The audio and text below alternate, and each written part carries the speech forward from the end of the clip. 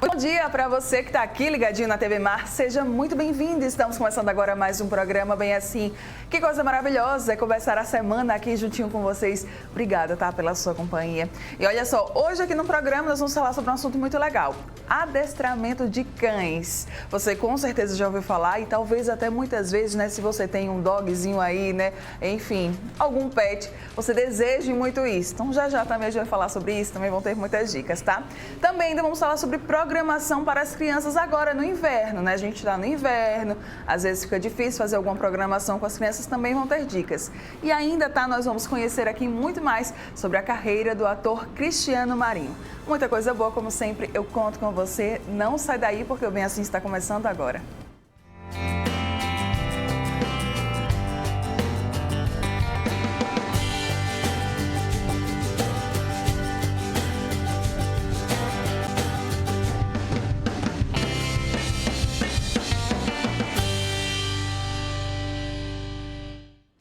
Muito bom dia mais uma vez para você que está aqui ligadinho na TV Mar, você que nos acompanha aí pelos canais 525 ou 25 da NET Claro, pelo portal gazetaweb.com, né, que também transmite toda a nossa programação, ou ainda pelo nosso aplicativo TV Mar, que você consegue nos assistir de qualquer lugar de onde você estiver, tá? Muito obrigada pela sua companhia. Lembrando sempre, tá, todos aqui os nossos canais digitais, você consegue nos encontrar nessas plataformas. E é claro, a gente gosta muito, né, de interagir com vocês também lá, tá? Pelas mídias sociais. Estamos te aguardando. Vamos lá começar o nosso dia por aqui hoje? Seguinte, o adestramento de cães é uma preocupação constante, tá, entre os pais e mães de pets. Ensinar alguns truques, né, ao dogzinho pode ajudar sim a facilitar, tá, algumas tarefas do dia a dia com ele. E também é uma forma de educá-lo a obedecer os comandos do tutor. Para conversar com a gente sobre esse assunto, eu recebo agora aqui no estúdio o adestrador de cães, Elber Farias. Bom dia. Bom dia. Que coisa, eu adorei a sua camisa. Gostou? Gostei. E olha que é uma farda, hein? É uma farda um pouco mais diferenciada. Que legal, adorei. E é uma verdade. Gente feliz tem pelo de cachorro na roupa. E haja pelo, viu? Oh, meu Deus do céu. Haja pelo. Principalmente agora no inverno, que tá, né? A gente tem um inverno muito doido em Maceió. Sim. Chove de manhã, de tarde é muito calor e à noite chove de novo. E aí o corpo do animal está sempre tentando se adaptar a essas mudanças climáticas. E aí muitos tutores reclamam, meu cachorro está soltando muito pelo. Tá doente? Eu falei, leva no médico veterinário para ver se não tem alguma coisa. Se não tiver nada, troca de pelo. E aí, de pelo mesmo. Se você gosta de cachorro e não gosta de pelo, não vai dar certo. Não vai dar certo. Não tem como. Não tem que gostar de pelo. Mas vamos lá falar sobre o nosso assunto hoje. Simbora. O que é o adestramento de cães? Eu acho que isso aí é tão sonhado às vezes por alguns pais e mães. Exato. O adestramento de cães, ele nada mais é do que a educação canina, né? Só que o que acontece é que às vezes a gente tenta educar um cachorro como se fosse uma criança. Sim. A gente sempre escuta aquela referência de que cachorro é uma criança, cachorro, enfim.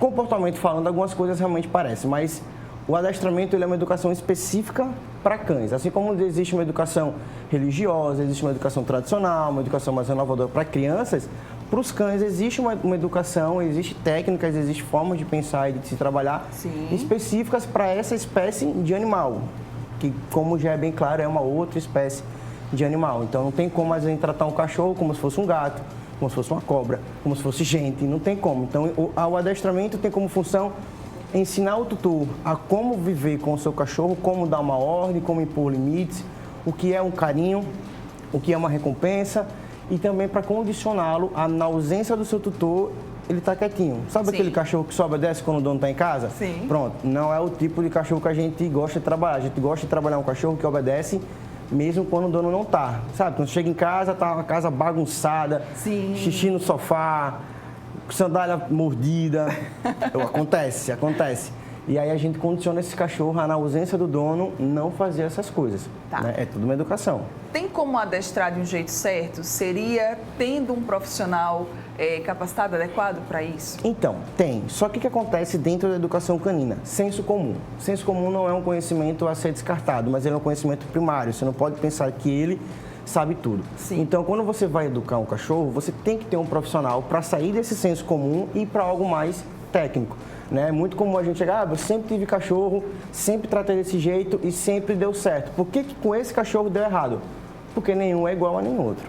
Então, às vezes, você vai precisar da ajuda de um profissional. Além de que o profissional tem uma missão quase que pessoal de melhorar a convivência do seu tutor com o seu cachorrinho, né? Obviamente, se você chega em casa, a casa está uma bagunça, aquele amor, aquele apego pelo cachorro vai começando a ficar de lado. Sim. Então, às vezes, está o telespectador nos assistindo agora falando, poxa, eu estou começando a não gostar do meu cachorro mais. Se é por conta de maus comportamentos, é comum, é normal. Obviamente, você não vai gostar de mau comportamento, né? Mas aí, se você está passando por isso, não se preocupe, tem solução. Qual é a solução? O profissional. O adestramento, O adestramento. Né? Tem que ter um adestramento. Quais são os comandos básicos do adestramento? Básicos. Nós temos basicamente 4 adestramentos, comandos básicos. Senta, deita, junto e fica. Cada um desses comportamentos pode ser visto como um truque. Sei lá, chegou os amigos em casa, você vai falar senta, deita, junto, o cachorro vai fazer, vai ficar todo mundo, meu Deus, que cachorro obediente. Só que o cachorro que senta, ele também não pula na pessoa. Ou melhor, tende a não pular. Sim. Né? Então, você percebe que o senta não é apenas um truque, ele é um comando de condicionamento. O cachorro, em vez de pular porque acha que chama atenção, ele sabe que se sentar e ficar quietinho, ele vai ter a atenção do dono, vai ter um petisco, vai ter um carinho. Então, os comandos, eles não servem apenas para truque, eles servem para condicionar o comportamento do cachorro. Sabe aquela criança que quando você vai atravessar a rua, automaticamente ela já pega na mão da mãe? Sim. Nossa, para a mãe aquilo ali é a melhor coisa do mundo. Não, eduquei certo. Mesma coisa é um cachorro. Né? Saber que ele não vai ter maus comportamentos, porque a gente ensinou para ele que tem comportamentos melhores a serem feitos para ter atenção, como falei, petisco. Sim. E assim vai. Ótimo. Né? A gente tem alguns vídeos, eu já vou pedir pro Jus, que está aqui na nossa direção, jogar aí na tela para a gente comentar. Sim. Olha Ai, aí. Anala, meu Deus do céu. Aí é fogo. Porque é uma cadela muito imperativa. Sim. Esses comandos de senta e deita estão servindo para controlar essa imperatividade dela. Tá vendo? Você vê que ela é muito rápida, ela se levanta muito rápido, ela vira a cabeça muito rápido, são sinais pequenos de imperatividade. Sei. Mas você vê que esses sinais estão sendo controlados por um senta e por um deita. Né? Então, às vezes, quando o dono está muito ocupado, quando o dono está precisando fazer alguma coisa, o cachorro está lá querendo a máxima atenção, né? Que o cachorro só brinca, né, minha gente? E aí, o que ele faz? Ele dá alguns comandos desse e o cachorro começa a entender que aquele momento não é um momento para isso. Então, como eu falei, pode ser um truque, mas é um condicionamento comportamental também. Ele se condiciona a não agir de uma forma negativa e se condiciona a agir dessa forma. Ótimo.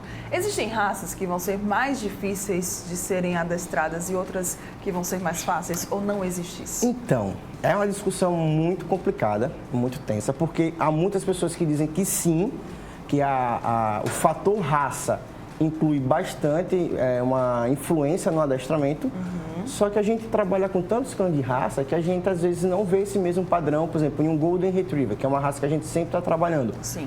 São muito brincalhões, são muito energéticos, então podemos dizer que essas características da raça podem atrapalhar um pouco o adestramento, porque o adestramento precisa da concentração do animal. Sim. E como é que você se concentra sendo imperativo? É muito complicado.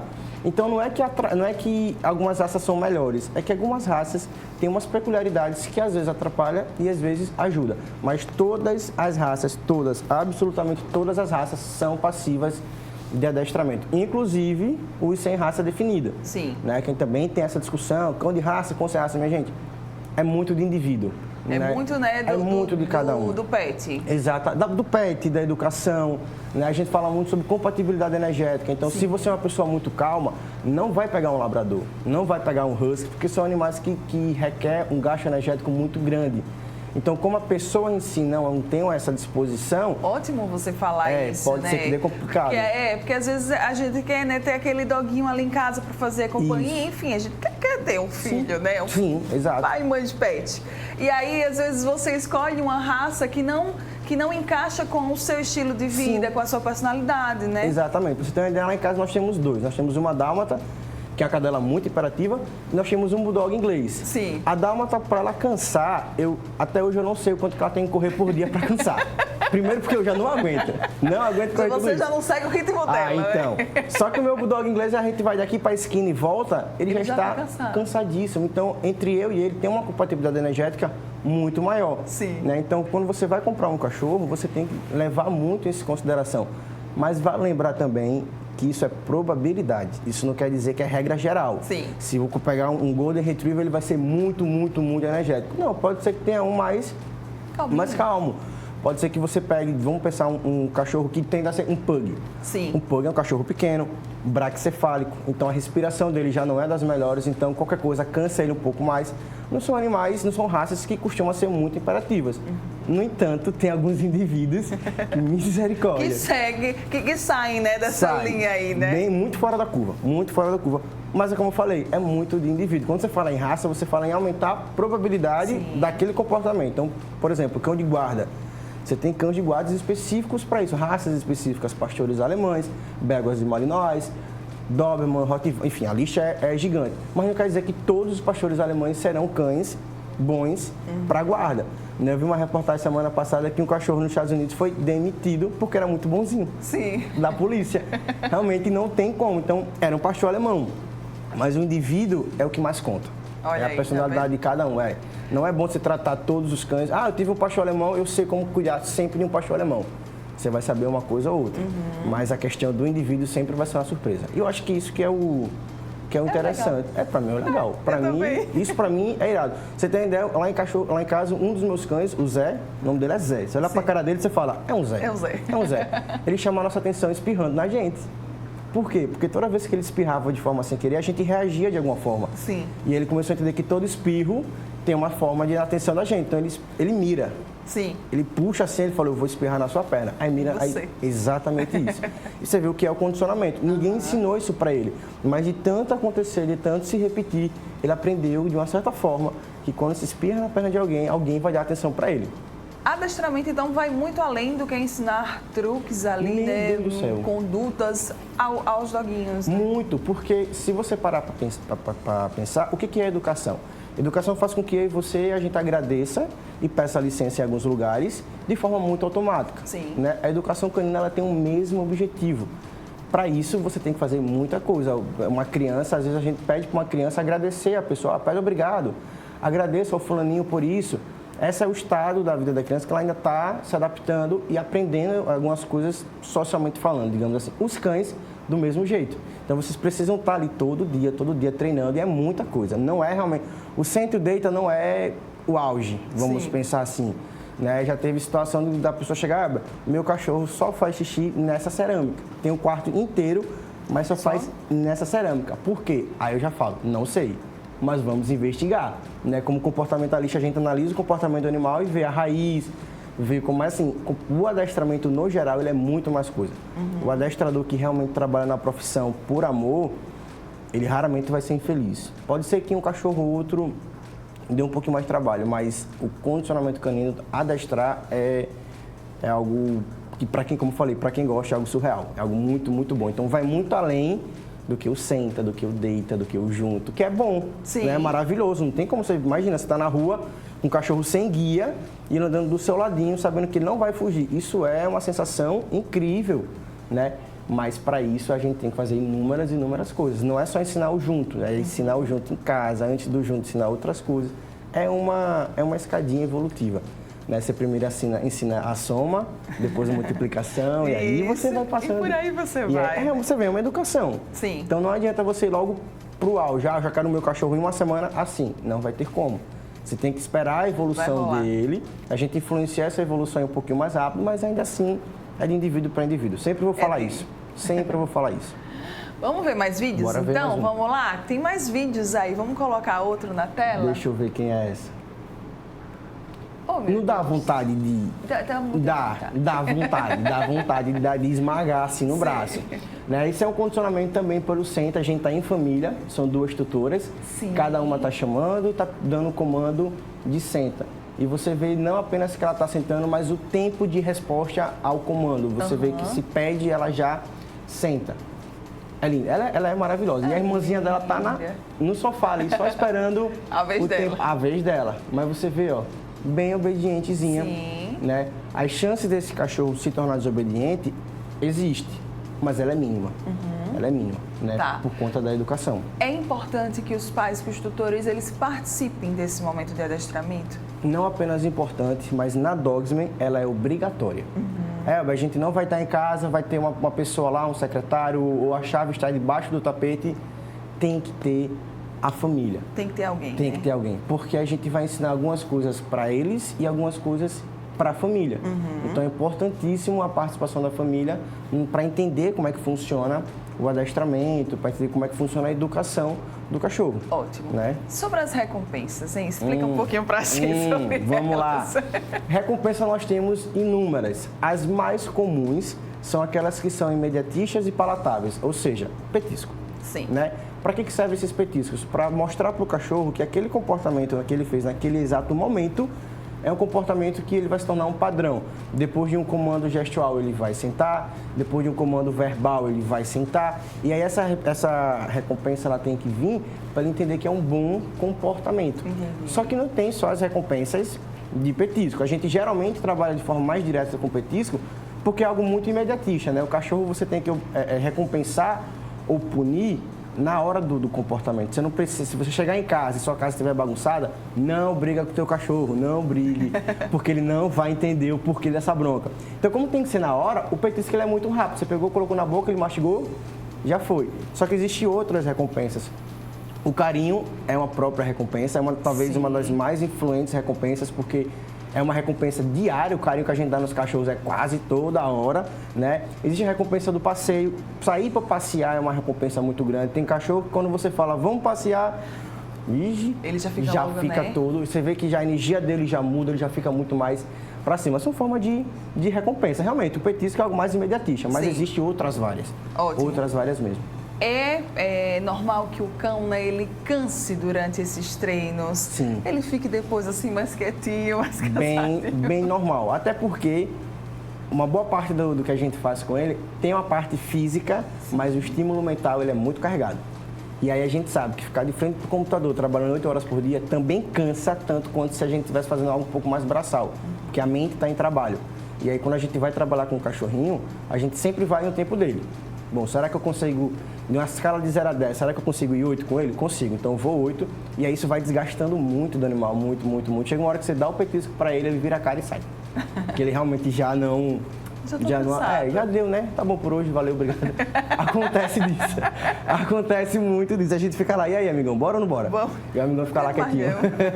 Acontece. Muito bom. Vamos ver mais vídeo. Tem mais vídeo. Vamos lá pra gente ver.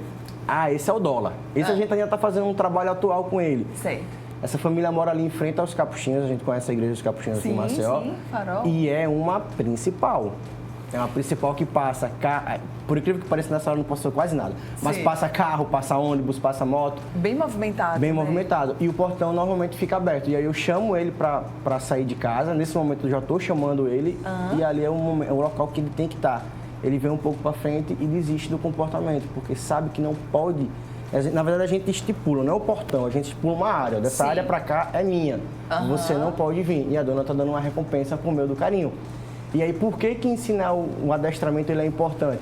Porque se infelizmente a gente não adestra, vai que em algum momento alguém abre a porta, ele é um Fox Paulistinho, ele é pequeno, às vezes você não vê e ele passa para a rua.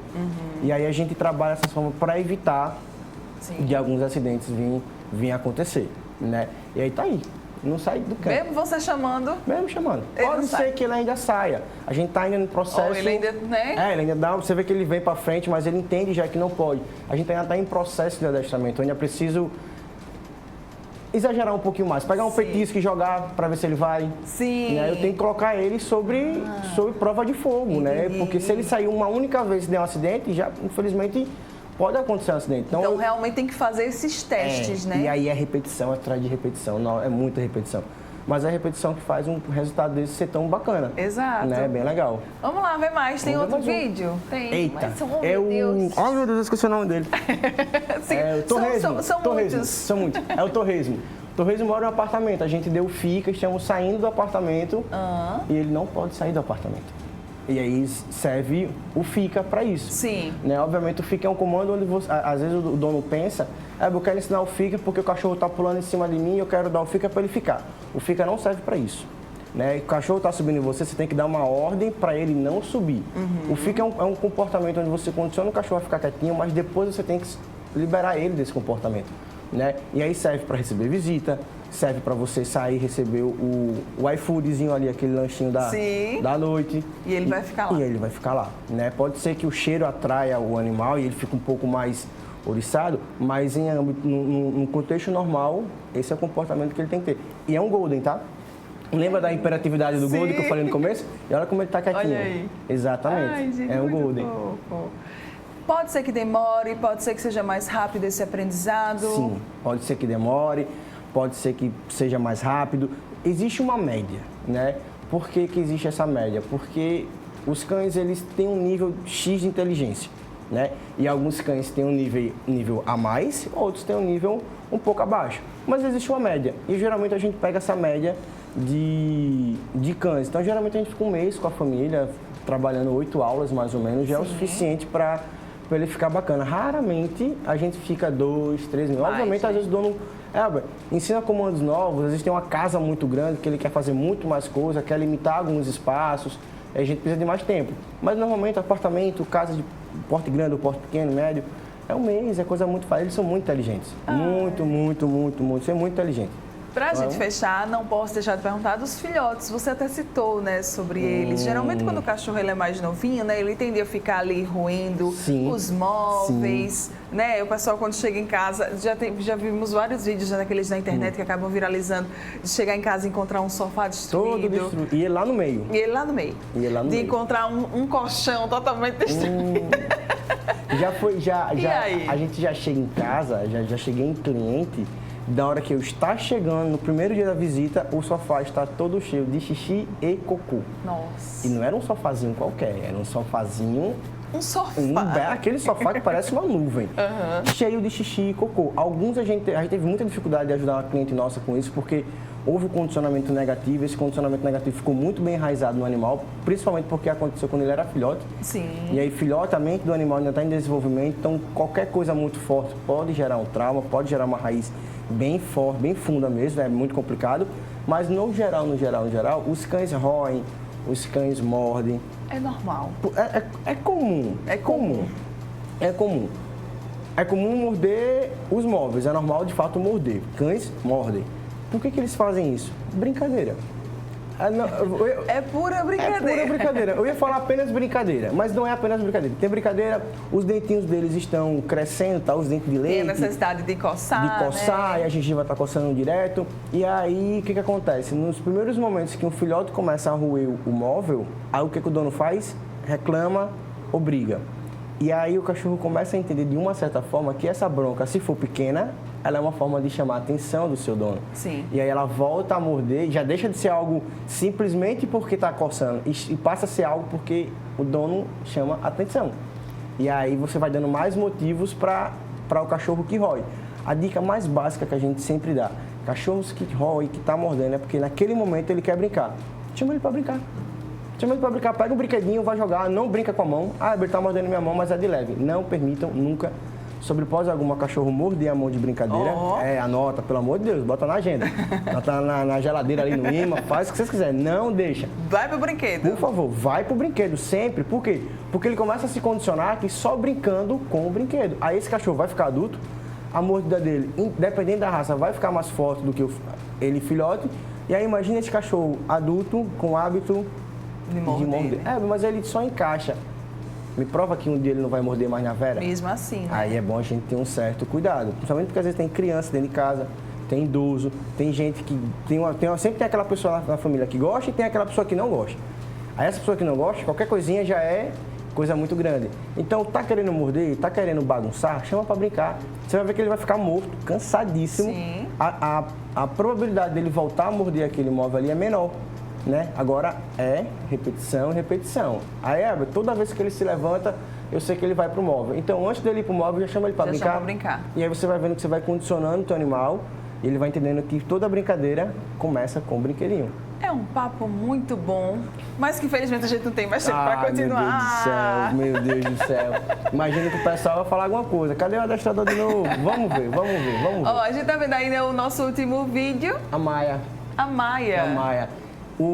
Ali na frente é o padrinho dela, a gente chamava ele de padrinho. Falava, padrinho, vai à frente e chama ela pra ela sair de perto do dono. E você vê que ele está chamando e ela continua andando do lado. De vez em quando ela ainda dá umas escapadas, porque ainda é uma filhote de labrador. Né? Um pequeno, né? Um filhote. Miudinha. E essa é a tutora. Você vê que o tutor sempre está presente e é obrigatório. Né? É obrigatório. Não tem como a gente ensinar as coisas para os cães e quando a gente sair o cachorro não obedecer seu dono. Ele deve obedecer o seu dono. E não é nada de ruim, tá? Às vezes as pessoas pensam que o adestramento é algo ruim. É algo que vai fazer o cachorro ser um robozinho. Não vai, minha gente. A gente só vai dar limites, como qualquer criança. Muito apenas. Bom. Quem quiser mais dicas ou até mesmo quem estiver precisando de um adestrador, como é que pode entrar em contato? A gente tem o nosso Instagram, né, Dogsman Adestrador, e o nosso número de contato, 998060567. Só muito falar bem com a gente que a gente vai estar ajudando vocês. Dogsman Adestrador lá no Instagram, então corre lá para entrar em contato caso você esteja precisando de ajuda, tá? E é sempre bom também. É ótimo. Obrigada mais uma vez. A gente que agradece. Pelo trabalho. Muito obrigado. Ótimo. Bom dia e boa semana, gente. Boa semana. Ó, você que está aqui ligadinho com a gente, não vai sair daí rapidinho um intervalo comercial. Daqui a pouco a gente está de volta com mais Bem Assim.